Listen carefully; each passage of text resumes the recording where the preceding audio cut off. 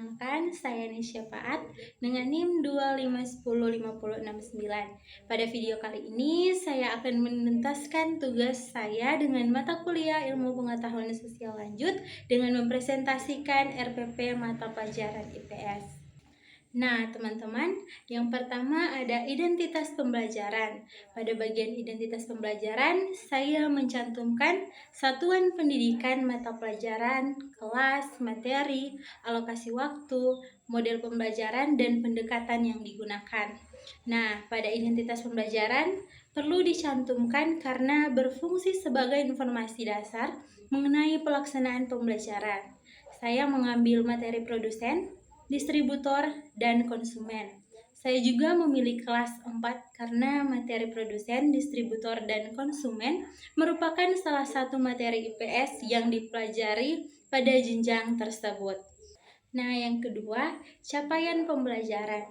Pada bagian capaian pembelajaran, saya menuliskan bahwa peserta didik mampu memahami aktivitas ekonomi di lingkungan sekitar serta mengidentifikasikan peran produsen, distributor, dan konsumen. Saya juga mengambil capaian pembelajaran ini karena sesuai dengan mata pelajaran IPS fase B yang menekankan pemahaman aktivitas ekonomi dalam kehidupan sehari-hari. Nah, teman-teman, yang ketiga ada tujuan pembelajaran. Nah, selanjutnya terdapat tujuan pembelajaran. Tujuan pembelajaran dibuat sebagai arah yang ingin dicapai selama proses pembelajaran. Saya menyusun tujuan ini mulai dari kemampuan menjelaskan dan pengertian, mengidentifikasikan peran, dan memberikan contoh sehingga menjelaskan hubungan antara produsen, distributor, dan konsumen. Nah, teman-teman, urutan tujuan tersebut dibuat dari kemampuan yang sederhana menuju kemampuan yang lebih kompleks sehingga memudahkan siswa dalam memahami materi. Yang keempat, indikator pembelajaran. Nah, teman-teman, indikator ini saya susun berdasarkan tujuan pembelajaran yang telah dibuat. Nah, indikator juga berfungsi sebagai tolak ukur keberhasilan pembelajaran.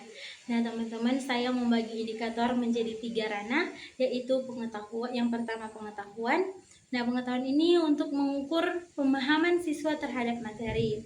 Yang kedua, keterampilan, untuk mengukur kemampuan siswa dalam menyajikan hasil belajar. Dan yang ketiga, sikap, untuk mengukur kerjasama, tanggung jawab, dan keaktifan siswa.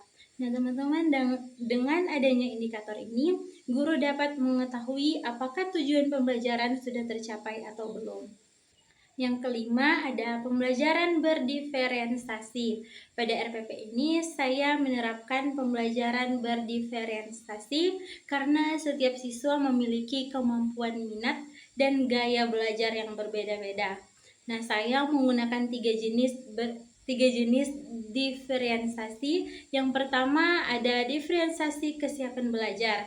Nah, siswa yang memiliki kemampuan tinggi diberikan tugas analisis. Siswa juga dengan kemampuan sedang diberikan tugas identifikasi, sedangkan siswa yang masih membutuhkan bantuan diberikan gambar dan contoh konkret.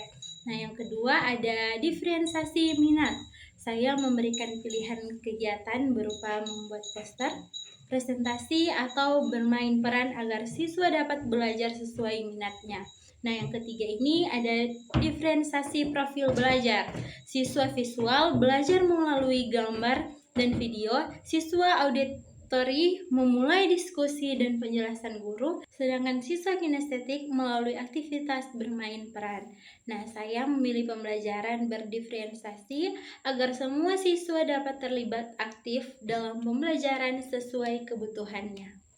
Yang keenam, materi pembelajaran. Materi yang saya gunakan meliputi pengertian produsen, distributor, dan konsumen, serta hubungan antara ketiganya. Saya memilih materi ini karena merupakan konsep dasar yang harus dipahami siswa sebelum mempelajari kegiatan ekonomi yang lebih kompleks. Nah, selain itu juga, materi ini dekat dengan kehidupan sehari-hari sehingga lebih mudah dipahami oleh siswa sekolah dasar. Nah, yang ketujuh ada model pembelajaran. Saya menggunakan model pembelajaran based learning atau PBL. Alasan saya memilih model ini karena PBL dapat melatih kemampuan berpikir kritis siswa melalui pemecahan masalah. Nah, masalah yang saya gunakan adalah pertanyaan mengenai bagaimana beras dapat sampai ke meja makan keluarga. Nah, melalui masalah tersebut, siswa dapat menemukan sendiri konsep produsen, distributor, dan konsumen. Nah, yang ke-8 ada langkah-langkah pembelajaran. Pada kegiatan pendahuluan, saya menggunakan apresiasi berupa contoh beras karena benda tersebut dekat dengan kehidupan siswa.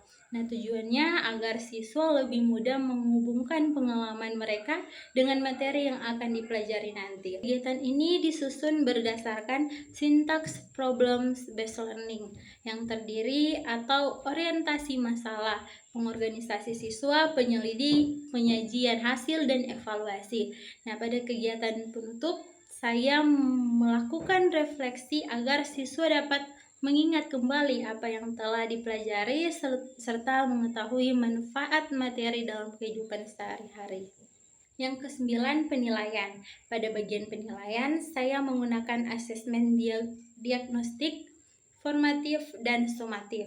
Asesmen diagnostik digunakan untuk mengetahui pengetahuan awal siswa sebelum pembelajaran. Nah, asesmen formatif dilakukan selama proses pembelajaran untuk melihat perkembangan siswa. Dan juga asesmen sumatif dilakukan pada akhir pembelajaran untuk mengetahui ketercapaian tujuan pembelajaran. Nah, selain itu, saya juga menilai aspek sikap dan keterampilan karena pembelajaran tidak hanya berfokus pada pengetahuan.